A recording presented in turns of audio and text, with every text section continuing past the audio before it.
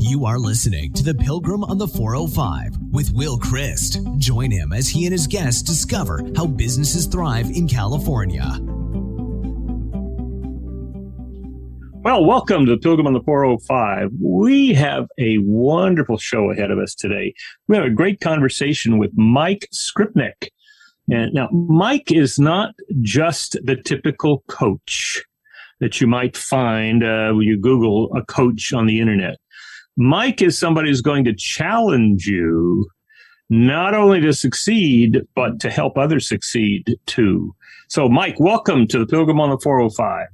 Thank you so much, Will. Just amazing to be here. A glorious fall day. Yep. So tell us where you are seeing this fall day right now. I'm located in a small town called Squamish in British Columbia, Canada, and that's parked midway between Vancouver and Whistler. So one of the most beautiful cities and one of the biggest and most amazing summer and winter resorts on the planet. So very blessed to be in this location. Excellent. So tell us a little bit about Grow, Get, Give. Well, Grow, Get, Give was it kind of evolved out of my experience of creating my own niche business within the financial industry. And back in 2008, I think we can all recall there was a little bit of a crisis going on. It's hard to recall when there's so many back-to-back crises. However, back then, the sky was falling. The financial world literally was on edge and the edge of disaster. I was driving home and in my brand new Audi, going to my brand new home, I was supposedly on top of my game, worried. And I was listening to the radio as I saw snow falling in mid-September. And on the radio was me. And I was listening to myself recording, talking about on the news segment about Lehman Brothers going under. And, that moment, I just kind of really didn't like my life. I was wondering what I was doing day to day. Here I was in, the greed is good world. And yet my life on the weekend and evenings was about giving back and being part of it. So I decided that day to change everything and within a short period of time, commit $1 million a year to charity. And in the financial industry, that's a bit difficult because we're kind of conditioned to hoarding versus giving. And the path to realize that success had me to reinvent my business, reinvent why I was there, and put it all out there. And so Grow, Get, Give was really about how I did it and grow your business by becoming a marketing and credibility expert. Get more freedom because you couldn't work 70 or 80 hours a week any longer and have a family and a good life. So I figured out how people, processes, and systems would save me and give me freedom. And then giving back, obviously, was about the return. And, then ultimately, I found that it was give up front and give up back. So it was like give, grow, get, give. It was people who wanted to make an impact, sought me out, and then I helped them fulfill that. And from then on, after 6 years, we had achieved the goal, 12 million to charity. And it was just an amazing experience. And my business was doing everything I wanted to. And I said, it was now time to show others. So I captured all of that and put it out there as part of my coaching, named my coaching program, and then ultimately named my last biggest book after that is Grow, Get, Give, Secrets to a Grow, Get, Give Life. Well, all right. So let me share with you what the EOS life is, and let's talk about how that fits in, because I think there's some places here where there's some supportive, some supportive ideas here. EOS life is 5 things. You only do what you love doing. All right. Sounds to me like you're doing that. Oh, yeah. Go ahead. And you only do it with people that you love. Correct. You are making a significant impact, significant difference. You're being compensated appropriately, and you have plenty of time left over for your other passions. Yeah. Yeah, it's absolutely in lockstep with EOS, change everything. I invested in coaching. In the early days of that, in this transformation of my business, it was all about that.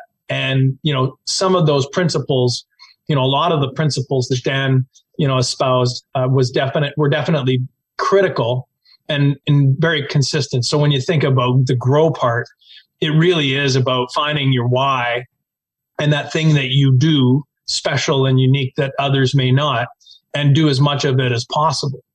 And so that, and then I built marketing and basically positioning and packaging around how to promote that. Yep. And that's what I picked up from Dan in Dan's coaching is this idea of unique ability. Correct. Because when you're working in your unique ability, you're loving what you do. The whole phrase, you pay to do what you do. The day that you felt that I would pay anything to do what I'm doing, that day should also equate to the day that you were paid the most, right? That commensurate compensation would connect with the day that you would have given it away, would be the day that you've probably the most. And that sensation, that feeling when it's happening is really, really special. And for me, it was my unique ability really comes down to that ability to, discover. And so this made me really effective in the financial service planning world, was the discovery. I could draw out with 3 questions everything I needed to know about a person's dreams, their goals, and their finances. I mean, the conversation will last maybe an hour and a half, but all I had to do is ask 3 questions and then probe and poke, And then is this Dan's 3 questions? It's similar. I have a couple. I have a nuance to them, but no question. The first one is about your R factor, but ultimately, I think dream, and I want people to get out of our context. We are trained through our lives from the time we're children, when we dream we could do anything, like be astronauts, to ultimately protect and preserve. And so we use this risk management, strategy that we develop as adults, and we take out all the fun of dreaming. And so when people were asked about their financial future, they think in terms of what they have today, where they live today, who they hang with, and what jobs they have. They never got out of it. And I said, but I thought you'd love Italian food. What about going to Italy and living, training in a Tuscan school for a summer? Wouldn't that be great? And people went, I never thought of that, but I have this and I have that. And I go, well, why can't you make that happen? You're going around once here. Right. Let's build a plan to that. Well, yeah. I mean, like what we talk to people about in EOS is helping leaders get what they want. And we talk about it from their business. But when we talk about the EOS life, doing what you love really means opening up the possibilities.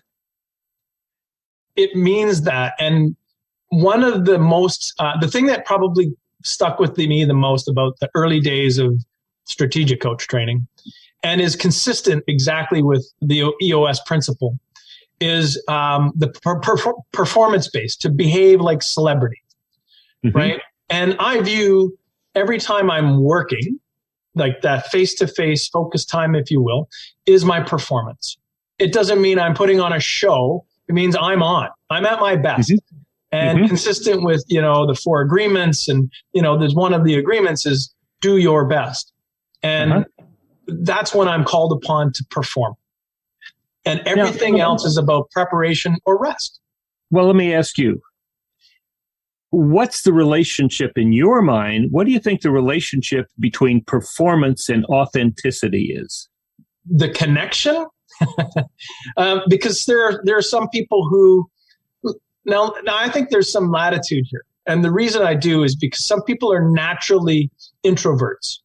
And so in order to be at their best, they need to rehearse and rehearse and rehearse and rehearse. And so sometimes if that rehearsal comes across as disingenuous, it's because they've lost the connection between who they are and why they're there doing what they do.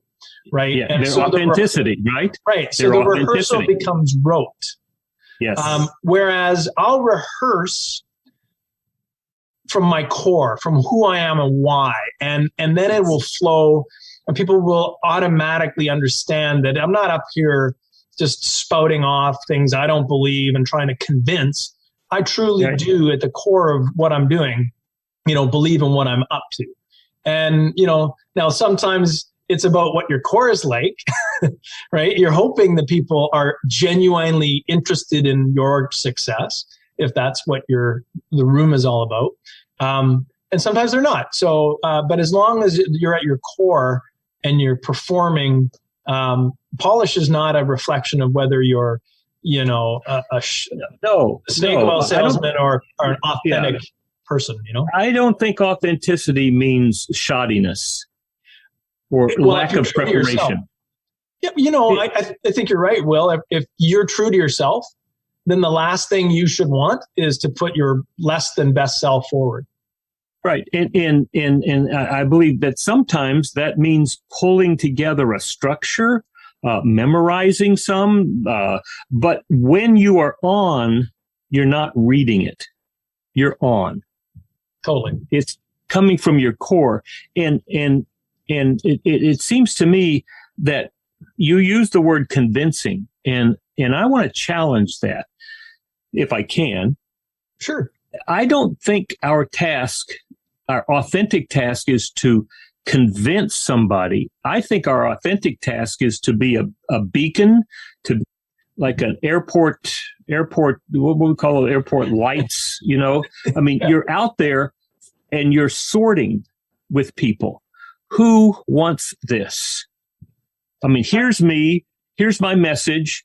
Who does this resonate with? I completely agree. So, I thought, that I guess that would be the how people would perceive the relationship of speaking or persuading. But I really think that once you're out there, you are presenting, who you are. And if you want to talk about being an authentic performance, then you're not right for everyone. Right. And that comfort, and particularly it's very difficult in the last couple of years because of the isolation that a lot of people have felt, is you're not right for so many more people today than you ever were. Our audience becomes global. Yeah, and it's digital, but it's digital, and there's not the same kind of personal relationship that is immediate when you walk in front of a room. It develops in time. But some of those things that we don't work at in person, we have to work at in video.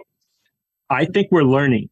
I think where we are right now, I think we're about 20% of where we're going to be in the next 3 to 5 years in terms of how to relate on doing what we're doing right now. I mean, look at what we're doing. I mean, we agreed that we would be here together at this time on this place and this planet right here. It's great. And we got the technology.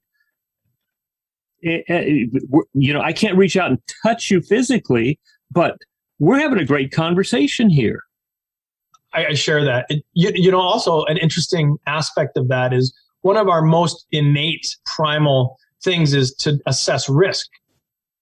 And if there were one benefit of video conferencing is as soon as we get used to the fact that there is almost zero risk threatening us, once we don't worry about that and we train ourselves not to, I think you're absolutely right that we can get up that curve so much quicker.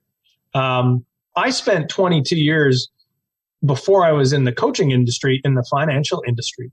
And a lot of that was spent without a lot of technology, or at least communication technology. Yeah. And so I lived on the phone. In fact, early years, I lived on 5 phones plus a bat phone, and so they had all kinds of, and the lines were always going and you're putting your neck out. But at the same time, I got so good at hearing what people were really saying through the phone, just the audio message. I knew what they were saying. I knew what they were doing. Like I could create the entire picture and understand if people weren't being truthful to themselves or with me. And that's probably where video will get to that. as soon as we just are continued to be on it. Yeah. I mean, and to me, I probably have between 5 and 10 video conversations a day, at least, and maybe 1 or 2 on the phone. Yeah. And that's a big difference.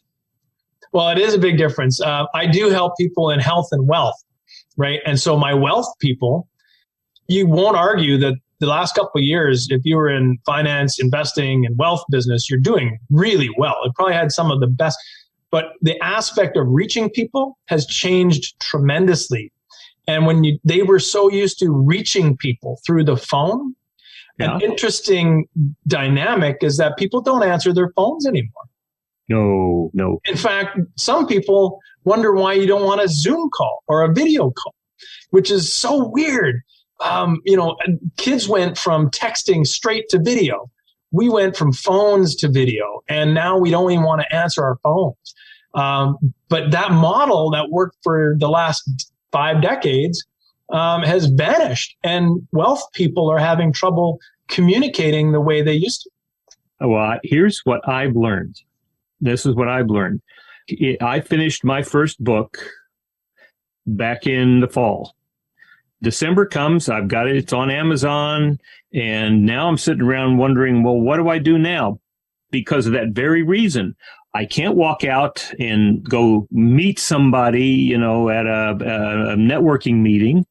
And so I'm writing what we call a clarity break, and I'm writing along, and I'm saying, well, what do I do? How do I meet new people? How do I have conversations with people? Mm-hmm. And then what I heard back, what bubbled up inside me was, well, Will, you only have 12,000 contacts on LinkedIn. Why aren't you talking to them? Oh, well, they just want to sell me something. Right. Oh, well, why aren't they talking to you? Oh, well, they probably think that I just want to sell them something. Well, is that true? Yeah. Well, now, you said you wanted conversations. Now, every one of those people, when they connected with you, said they wanted to have a conversation with you. And the same reason when you connected with them. So why not have a conversation with them? So this is the difference now. What you're talking about is going out and trying to get somebody on the phone, right? Yeah, absolutely. That's their conundrum. They feel that they need to get somebody. Well, this is the difference.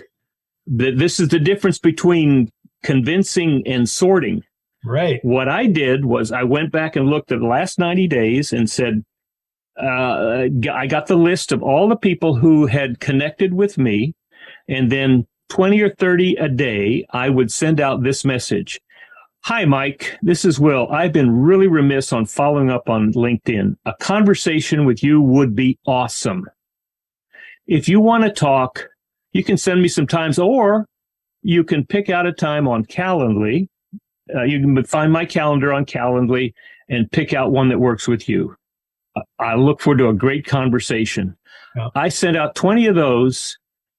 2 days later, I had 5 people in my calendar sitting there ready to talk. I love that because, I love the premise and, the preamble on that, which was both sides are just looking for a conversation. Right. And out of the, and then, it got up to as many as 10 a day, and I had to kind of narrow it down because I was just running out of time. But out of all of the conversations I've had since January, I've had not more than 2 tried to sell me their stuff. The rest of it has been these wonderful conversations, some of them more interesting than others, but great conversations. And so it wasn't trying to use a technique to get somebody to answer the phone. It was really creating an opening for the ones who resonated, wanted to have a great conversation, to talk. And my goodness, there's plenty of people out there who want to. Well, I think that's the essence of the shift, right? And it's the essence of what people really want. And, having it thrust upon us, the byproduct of that is that we all just want some kind of meaningful conversation a sense of connection and a community that we can hang with. And that's definitely in my business, the area that I found the most comfort and satisfaction, as well as success. And that is bringing together smaller communities, a smaller conversation with an important connection. And definitely that thins the options. It definitely sorts, because not everybody's into it. But those who are, I mean, I've held a breakfast weekly, which is just a free drop-in breakfast, open, intellectual, interesting, fun conversation once a week, every Wednesday. You know, it's sorted itself. And is this online? Is this online or face-to-face? I do a Zoom online, and I've been doing it for 14 months now. And it's the one thing that I almost haven't missed, other than I took a purposeful hiatus from it for a couple weeks. But like clockwork, I've been on with myself for breakfast, and because it's just open and no cost. And so I've been on by myself, or I've been on with 12 or 13 people, but I've always wanted to keep it limited. How do people discover it? On my LinkedIn profile, on my events, I always have it. And once you've come to one, just put it in your calendar, because it just is always the exact same time, exact same link, Zoom link. Yeah. Wow. And, nice. And it's just kind of open. I mean, the whole world could show up. I don't know who's going to, sometimes I don't know who's going to drop in. And I think that's kind of the excitement of it. Always there's a core that show up, and, we've done some amazing things. And, on occasion it gets to that one day someone might have a crisis, and we're there. But generally it's more about business topics and ideas and getting through the week. Nobody's going to be there other than the people who want to be there. You're correct. Well, see, and I think that's where we're going in terms of globalization, in terms of communication. I mean, literally, we can talk to anybody in the world right now. Right. It's 3 to 5 years, everybody's going to have a cell phone connected to the internet, and if we have we have access to them, and we can invite them. Who's going to show up are the people who want to show up. I don't think there's one person who's been in rooms, if you will, on Zoom or other, that at one point wasn't amazed by how close proximity they were to someone they would maybe think idolized, or someone in a celebrity, or someone in I can't believe I was just on a call with that person. And it feels much more intimate than sitting in a room with 1,000 people listening to them on stage. Well, because you visually are right beside them. Yeah.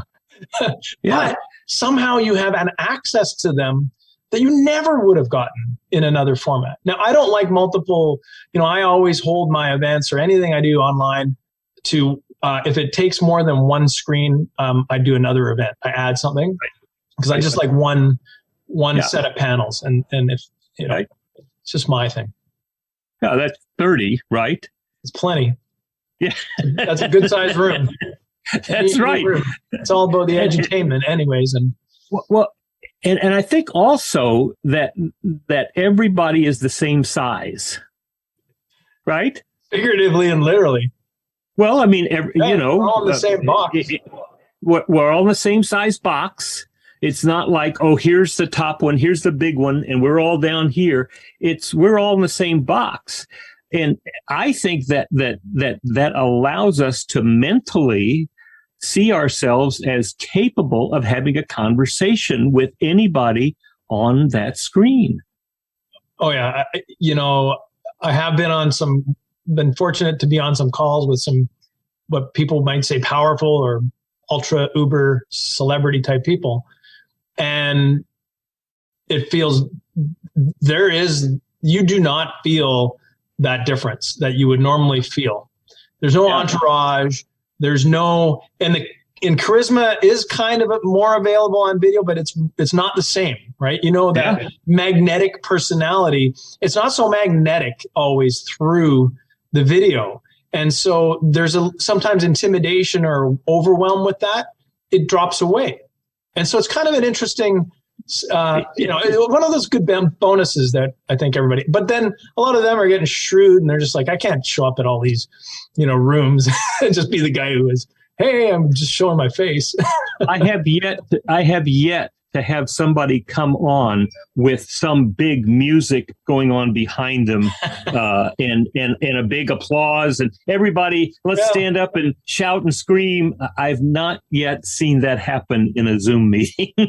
No, and you're absolutely right. And so some of it is challenging. And on the challenging side, getting a room to feedback in a way that is sometimes needed can be very challenging. In a room where people, I don't know, they choose to throw off their video, all of a sudden, they're not engaged. And so there's lots of that we work through.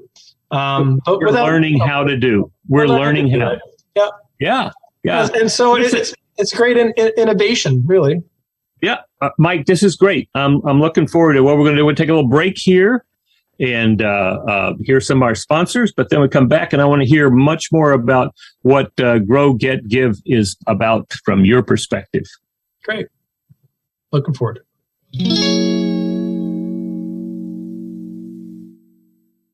There are two kinds of entrepreneurs, those who run their business and those whose business runs them. If your business runs you, you're probably frustrated, worn out, and wondering what it's going to take to break the cycle and start enjoying life again. For thousands of entrepreneurs around the world, business and life got better when they began implementing EOS, the Entrepreneurial Operating System. EOS is a set of simple concepts and practical tools used by more than 100,000 companies to clarify, simplify, and achieve their vision. Businesses running on EOS have grown faster, increased profits, and attracted and retained better people. Stop letting your business run you and start running your business. Schedule a free 90-minute meeting with an EOS implementer. These teachers, coaches, and facilitators are passionate about helping leaders like you get better results and live better lives. Visit EOSworldwide.com today. That's EOSworldwide.com.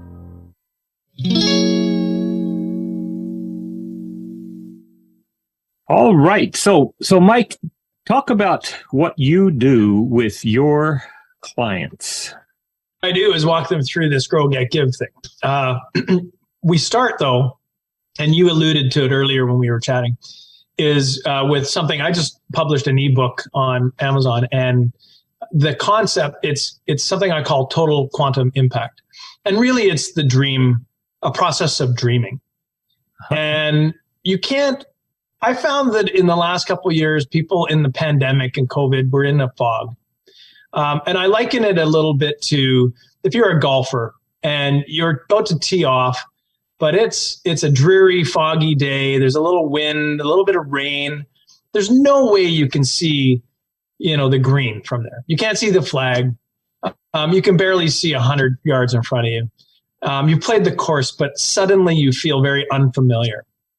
And you're just about to swing and you step back because you just don't understand the path to get to where you want to be. And you used to be able to see it extraordinarily clearly.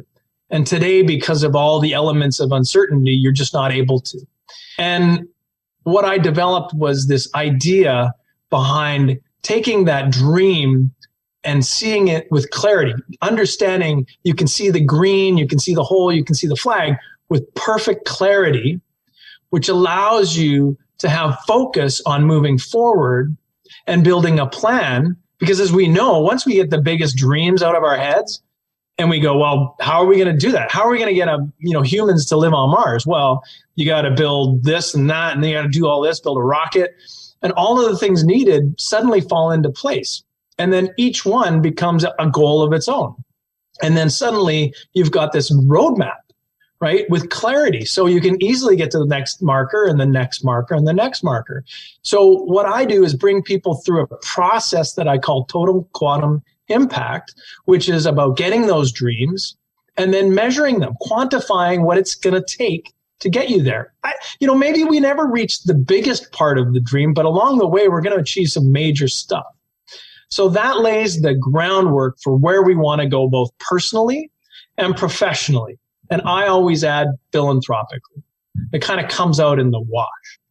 And so because people ultimately who think bigger than themselves, right?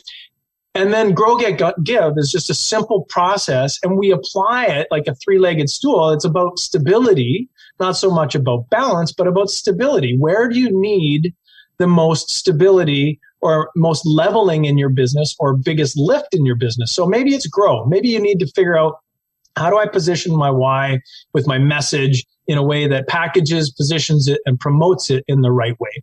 Or maybe it's get. Maybe my messaging's great, but I'm working so much, I don't see my family, I don't have a life. So it's get. How do I captivate people? Like, how do I work with people, processes, and systems to set me free? And I always say people give you, give you freedom, processes give you leverage, and systems give you scale, right? And so we work through things to help maybe on what you might call practice management or business management skills. And then lastly, it's the give. Things really well, but we just haven't connected with why we're here on this planet or why we think we're here.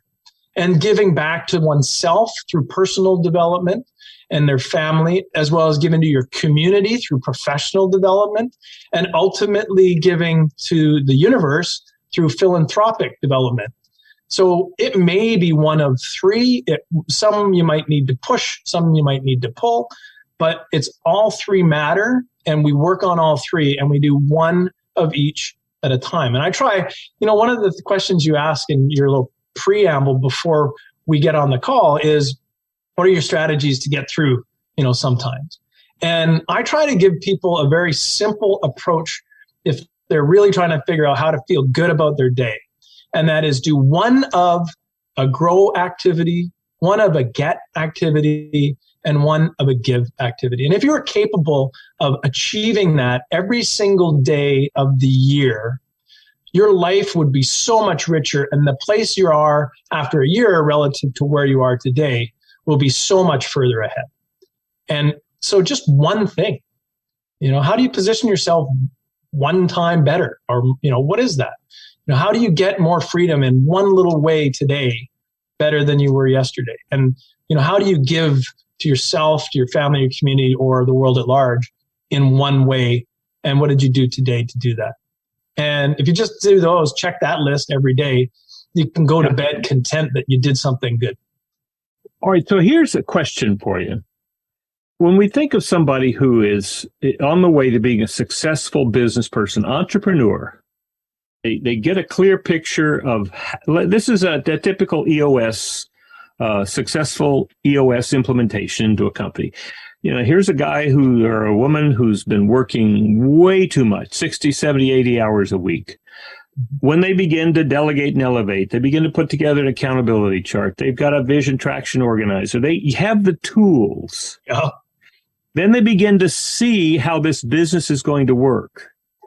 And very often, they're not working 60, 70 hours. They're working 20, 30, maybe 40 if they really want to.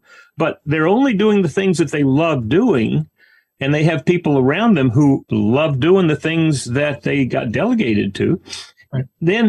Now, what I'm looking for is, how can we help those people who've been so focused on making this business work? Now that it's working, how do we get them in touch with that deeper dream that they had as a child, that kind of experience they had as a child? What do we do with that? How do we help them? It's not just going on another golf date, even if it's a golf date in Scotland. There's something there that's going to carry them for the rest of their lives, which may be 25, 30, 40 years. The first part of that overworking and then finding that nice space, I love that, because that's the transition from what you give up to get versus how you understand that you give to get, right? Like, once you understand that you give to yourself, to everybody else around you, and to your customers and stakeholders, you get much more. And part of that is you get freedom. Mm-hmm. The next step is giving permission. And one of the roles I play in a lot of my clients' lives is that I help give them permission to dream, to help give them permission to expand their minds to a point that you might think this is crazy, or, oh boy, I was telling my friends and they think I'm nuts for saying this. I say, tell me more. Yeah. And why would you think this might be good? And what's in it for you in that way? And allow them that freedom. In other words, expand the sandbox, and pour a little more sand in and throw in a couple of toys, right? And see what happens. That's the essence of, part of the coaching experience, is that you're not there just to put guardrails in and guidelines and tactics. You're also there to be part of the uplifting.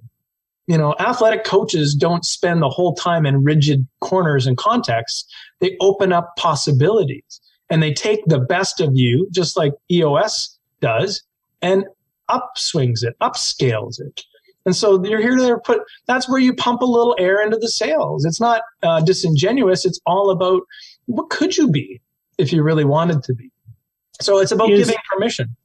Is that the role of a manager in today's either totally remote or hybrid environment, to be that kind of uplifter for people in business? Well, I think we'll agree, good leaders serve. Right. And so if that's what your peers, stakeholders, or whoever is under your purvey at the time or within your purvey, if that's what they need, then that's how you should serve. So it's more on a leader to investigate what is required. I think there's always a place for those who choose to uplift, but it's not always the circumstance and the opportunity that you need to address first and foremost.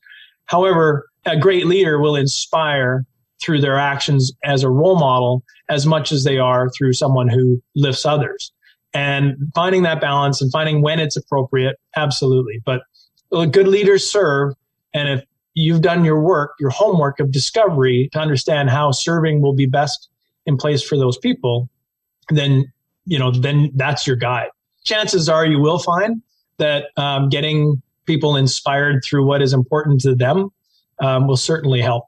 And sometimes just, like using good time management and process management skills, sometimes you're going to find that those people very well aren't motivated to show up every day because their job is as fulfilling as the fact that they're there committed to do the best that they can at their job so that their lives have meaning in a different way. And so they're not always there because you want them to be there and they're as motivated as you are. I mean, entrepreneurs and owners and execs, we have visions of how we want, but not everybody has to buy in. We just have to find how they buy into their best performance for us. Tell me about when we think about work from home or some combination of that. How has that affected your coaching practice? Well, the effects on coaching were profound. And I'm more of a closer, I don't have hundreds and hundreds of thousands of people in a list. My business has always been a closer knit group. Closer knit groups, a little bit of a premium on how I get compensated, and a very specific type of person. So I entered a pandemic without 200,000 people on the list.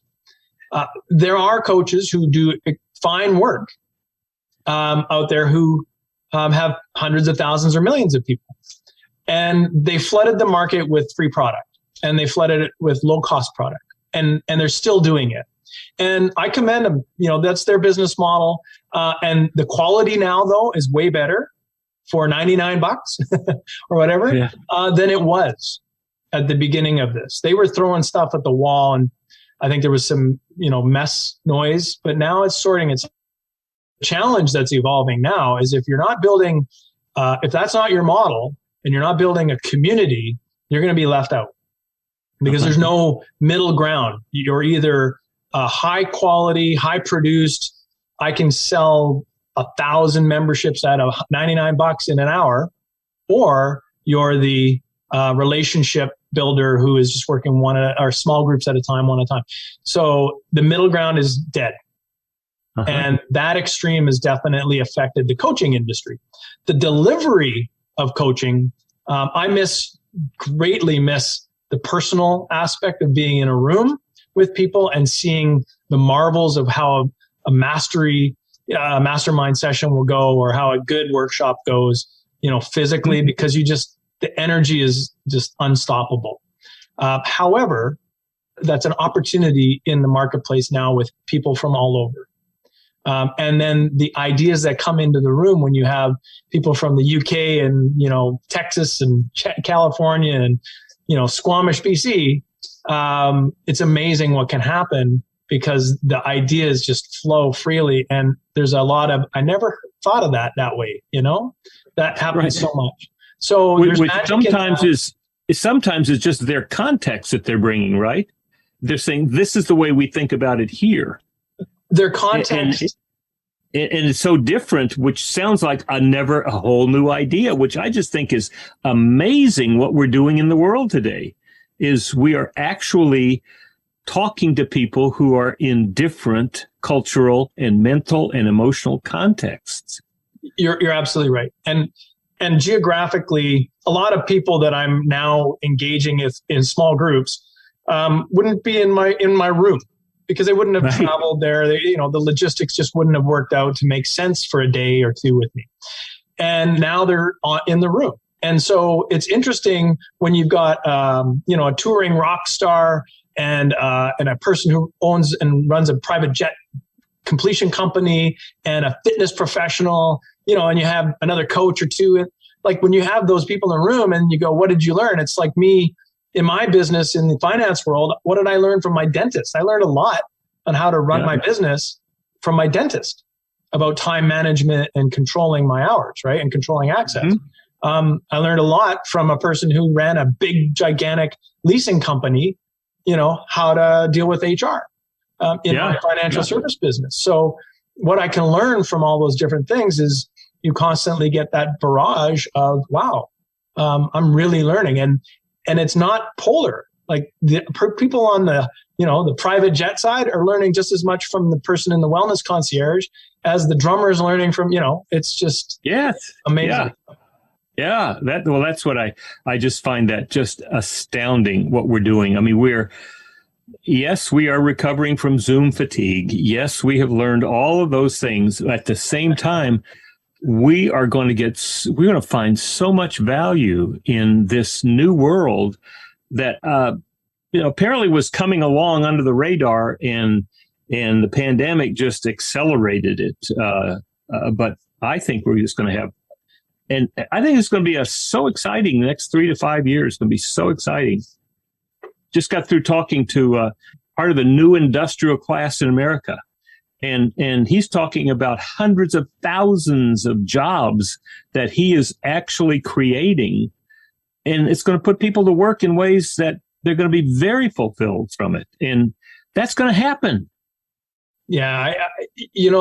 What I fashion it to is this, there's a democratization of information and mentorship that used to be only available to the few. Yes.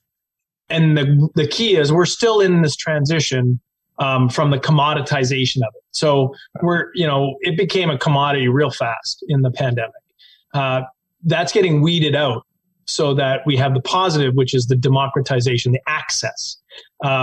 Commoditization just brings it to a lower common denominator, but you can access high quality relationships that will work for you now. In a vast medium. And that's an excellent thing. Think of commodification. I think of what happened to the Native Americans. My wife introduced that to me because she's a Native American. And there was a time in the 1880s, 90s, and it's still going on today, when the excess food was called commodities that were given to the Native Americans. And they call them commods. But it was always low quality stuff. Right. here's the commods, but it had an impact on their health. But the same thing is true for us too. When it's just a commodity, it has an effect on our mental, emotional, and physical state of being. There's a big difference between the real thing and a low-cost commodity.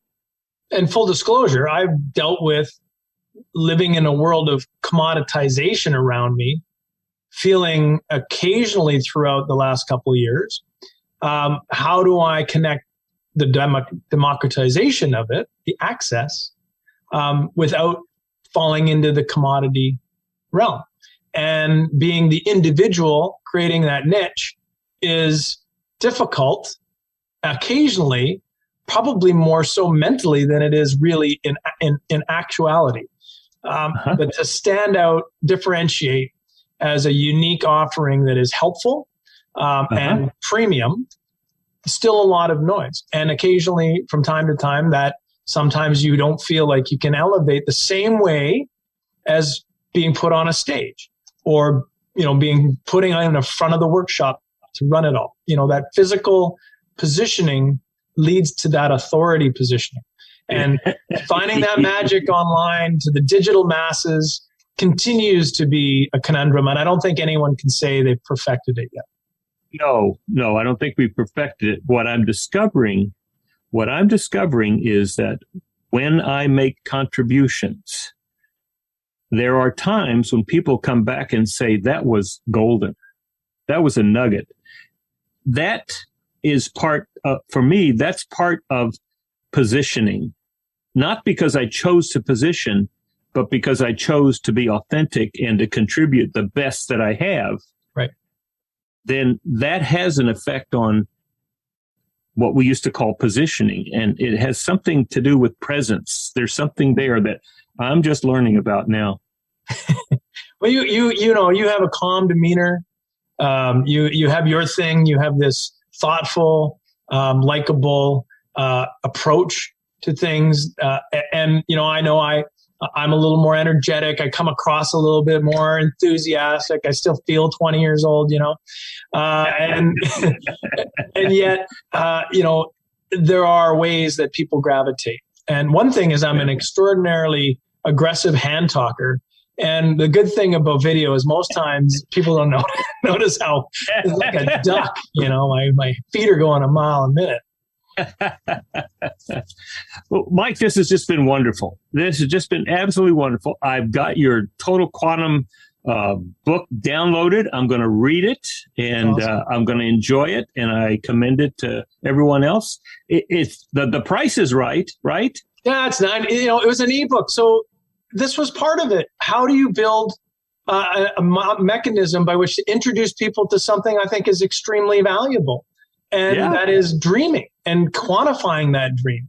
And so I built this book, created video series. It's just the videos are just the book. It's just the script, and then packaged up all the different bits and pieces. And that's the marketing. So it was the entire package. And, this one is quite important to me because I do think that we're just too far away from dreaming about big things. And yet look at the most inspiring things that are happening, with the biggest dreamers, who are alive and well in our presence, and we should be listening. Absolutely. To them, Absolutely. We're going to have a tremendously exciting next 3 to 5 years. I am so excited about it. And so glad that we could spend this time together. And I look forward to the next conversation that we have. Well, thank you so much. It's been a pleasure. I certainly enjoy the time I spend with you. So tell people how they can get in touch with you or where they should go. I suggest the two best places are simply my growgetgive.com website. You can just Google me, my name, if you can figure out how to spell it, and LinkedIn. Those two spots are where you're going to connect with me the best, learn a little bit more, and find out what I'm up to. Excellent. Well, thanks, Mike. This is just another example of how businesses and people in business thrive even in California. You've been listening to The Pilgrim on the 405 with Will Christ. To hear more of the programs in this podcast, go to www.willchrist.com.